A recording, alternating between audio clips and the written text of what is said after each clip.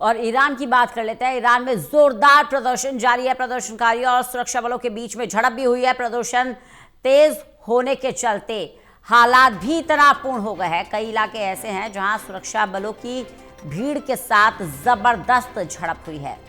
बदहाल अर्थव्यवस्था के खिलाफ ये प्रदर्शन हो रहा है। प्रदीप कुमार हमारे साथ, हमारे एसोसिएट एडिटर, लगातार बने हुए हैं।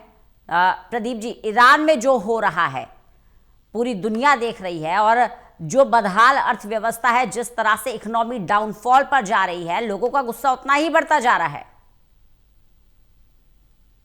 देखिए, जिस तरीके से हालात बने हैं ईरान में, वो निश्चित तौर पर काफी एक बड़े घटनाक्रम की ओर इशारा कर रही हैं, और इसको लेकर पूरी दुनिया की नजरें लगी हैं। इस बीच अमेरिकी विदेश विभाग की ओर से जो इस पर टिप्पणी की गई, उससे ईरान भड़का हुआ है और वो इसे अपने आंतरिक मामलों में दखलंदाजी बता रहा है।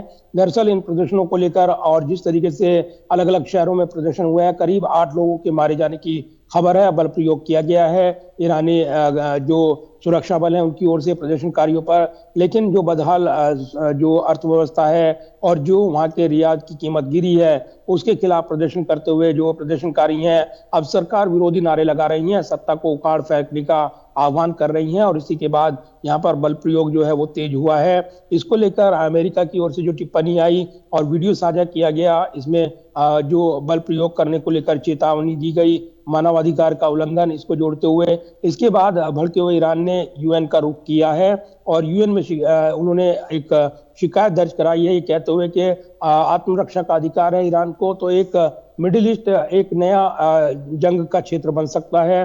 इस तरह की अटकलें लगाई जा रही हैं। ईरान के साथ दीर्घकालीन रणनीतिक संबंध भारत के रही हैं। मिडिल ईस्ट में अगर ये संघर्ष बढ़ता है तो निश्चित तौर पर पूरे उपमहाद्वीप को प्रभावित करेगा। तो इस घटनाक्रम पर नजरें लगी हैं, लेकिन जो सत्ता विरोधी आंदोलन शुरू हुआ है उसके पीछे अराजक तत्व हैं और विदेशी शह मिल रही है, ये ईरान का मानना है। क्योंकि वहां पर जो हालात बने थे और जिस तरीके से जो ईरान और इजराइल के बीच एक जंग छिड़ी थी, उसके बीच यहाँ पर अमेरिका ने भी बम बरसाए थे, उसके बाद से ही तनाव भड़का हुआ है। और अब जो अराजक हालात बने हैं, उस घटनाक्रम को ईरान इसमें पश्चिमी देशों के साथ अमेरिका के दबाव से जोड़कर देख रहा है। लिहाजा यूएन में आत्मरक्षा का अधिकार और पलटवार जोरदार होगा, बड़ी धमकियां दी जा रही हैं। तो एक बड़ा एक घटनाक्रम ईरान के इस उपमहाद्वीप क्षेत्र की बात करें, भारतीय उपमहाद्वीप की, मिडिल ईस्ट की बात करें, गाजा का संघर्ष पहले ही देखा है, वो पूरी तरीके से समाप्त नहीं हुआ है अभी तक, वहां पर पूरी लड़ाई खत्म नहीं हुई है। लेकिन दूसरी तरफ एक नई लड़ाई भड़कने की तैयारी देखने को मिल रही है। तो फिलहाल पूरा जो घटनाक्रम है आंतरिक संघर्ष से जोड़कर देखा जा रहा है, लेकिन इसका दूरगामी प्रभाव पड़ेगा और ईरान का इस संघर्ष कहीं ना कहीं पूरी दुनिया को प्रभावित करेगा, ये चिंताएं विशेषज्ञ जता रही हैं। रंजना, प्रदीप जी, ये जो घटनाक्रम है इसके कई सारे पहलू हैं। अगर आप जियोपॉलिटिक्स को देखें तो कई सारे पहलू हैं। सबसे पहले तो इजराइल और ईरान के बीच में जो तनावपूर्ण हालात बने हुए हैं, उसमें मैं जानना चाहूंगी इसका इम्पैक्ट भारत पर क्या पड़ सकता है, क्योंकि भारत के इजराइल के साथ भी बहुत अच्छे संबंध है। मिडिल ईस्ट में भी अब भारत का डंका बज रहा है। अब मिडिल ईस्ट के साथ भी रिश्तों को सुधारने की लगातार कोशिशें की जा रही है, मजबूत करने की कोशिशें की जा रही है, आयात निर्यात को बढ़ावा दिया जा रहा है। ऐसे में पहले तो ईरान और इजराइल के बीच में जो तनाव बढ़ा हुआ है, उसमें भारत को कितना इम्पैक्ट पड़ सकता है और भारत की क्या भूमिका रह सकती है?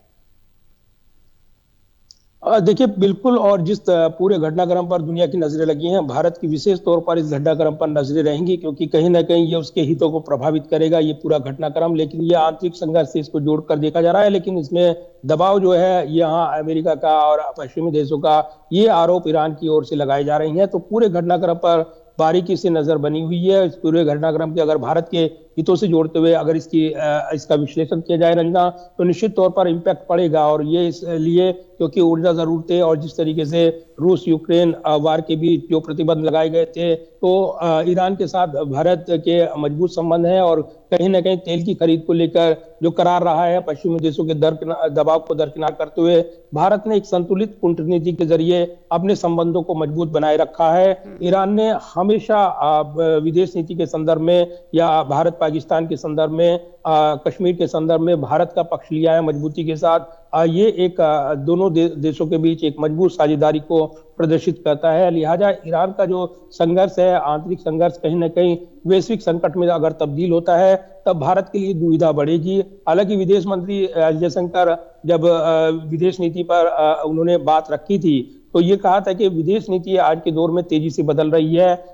जो पारस्परिक मित्र देश थे, उनके संबंध बदल रहे हैं। दूसरी तरफ जो परस्पर एक दूसरे के विरोधी माने जाते थे, उनके संबंध बदल रही हैं। तो जियो पॉलिटिक्स लगातार चेंज हो रही है, क्योंकि रूस यूक्रेन वार हो, गाजा संकट हो, मिडिल ईस्ट का संकट हो, इसमें कहीं न कहीं एक नया संकट पैदा कर दिया है और भारत के हित निश्चित तौर पर प्रभावित होंगे। फिलहाल इस पर पूरी नजर रखी जा रही है और उसके बाद ही इस पर कोई आधिकारिक बयान भी आएगा। लेकिन ये संकट अगर बढ़ता है तो निश्चित तौर पर इसमें चिंताएं बढ़ेंगी और न सिर्फ भारत की बल्कि दुनिया भर के जो शांति प्रिय देश हैं उनके लिए चुनौती पेश आएगी। और कहीं ना कहीं ईरान का ये संकट एक बड़ी चुनौती पेश करेगा, ये कहा जा रहा है, क्योंकि ईरान ने धमकी दी है कि अगर ये यूएन में भी जो उन्होंने शिकायत की है, वो उनको आत्मरक्षा का अधिकार है और ये संघर्ष जो बना है आर्थिक, ये दबाव की वजह से है, उन पर प्रतिबंध लगे हैं, आर्थिक अर्थव्यवस्था को लेकर जो चुनौती पेश आई है, इसके लिए पूरे संकट के लिए अमेरिका, अन्य देश जिम्मेदार हैं, ये वो आरोप लगा रहे हैं।